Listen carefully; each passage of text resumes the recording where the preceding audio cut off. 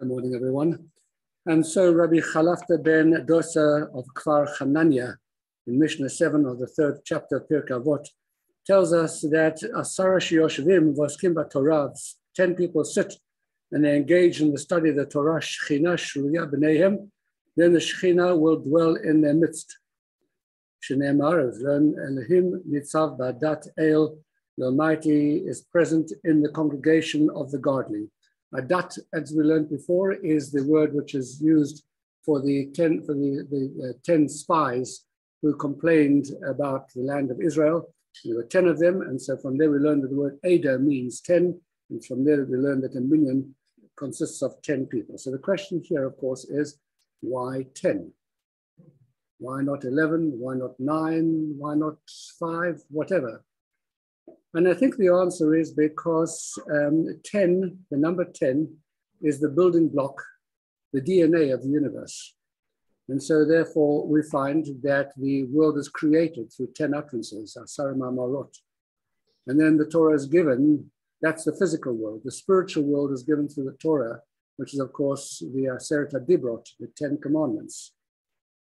Then the world in the Kabbalah is created through a downward flow through 10 sphirot, through a process of the Almighty revealing himself or activating the world or moving the world through these 10 different dimensions, starting with Chochmah, Bina, Da'at, Netzach, Hod, Yesod, Malchut, etc. And so too, human beings are created with those same 10 forces within us, the 10 soul powers, which are the same Chochmah, Bina, because we mirror the energy that is there in the universe inside of ourselves. That's the spiritual power, the spiritual underpinning of the universe. And for that reason, you have to ask the question, why do we have 10 fingers and 10 toes?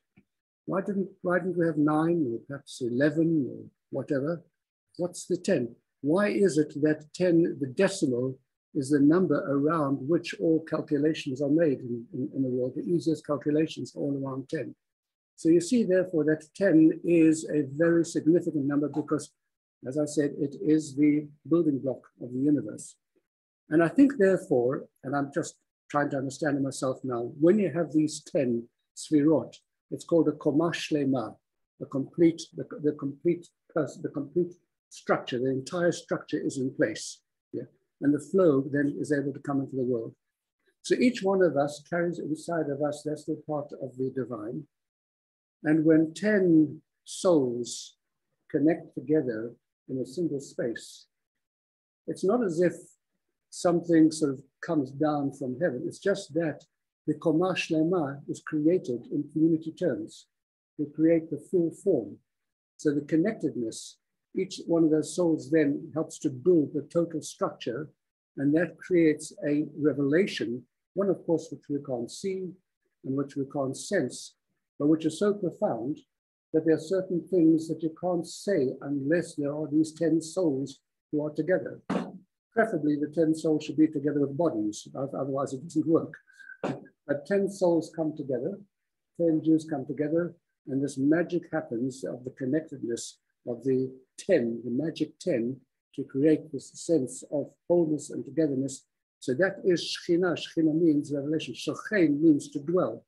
So HaKadosh Baruch Hu now is able to, through our own souls, comes into a space, dwells with us in this space. And I think that is why Asara Shiyoshvim, that is why that we say that the Shechina Shruya. We will have other numbers over here as well. We'll have 5, and we'll have 3, and we'll have 2, and we'll have 1. But in none of those instances do we talk about the Shechina actually being Shoreh, actually being an indwelling. Yes, there's something which happens there as well, but it's not with the same intensity. That can't happen unless there's the number 10. Anyway, that's the way I try to understand it. Rabbi Hanania ben Akasha, Meratz HaKadosh Baruch Hu Zach Yisrael Fichach, Hir Balem Mitzvah Shneimar Mechafetz Man Sivko Yagdi Yoter V'Yadir.